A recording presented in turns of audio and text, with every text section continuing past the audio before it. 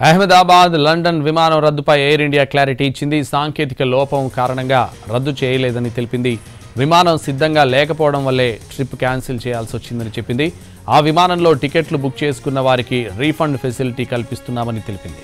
అలాగే ప్రయాణికులకు ఇబ్బంది కలగకుండా అకామిడేషన్ కోసం హోటల్ సదుపాయం కల్పిస్తామన్నారు.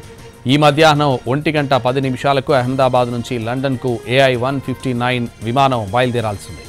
200 మంది ప్రయాణికులు టికెట్లు బుక్ చేసుకున్నారు. అయితే చివరి నిమిషంలో విమానాన్ని రద్దు చేశారు. సాంకేతిక లోపం కారణంగా విమానం రద్దు చేసినట్టు సమాచారం వచ్చింది. అయితే విమానం సిద్ధంగా లేనందున రద్దు చేశామని ఎయిర్ ఇండియా చెబుతోంది.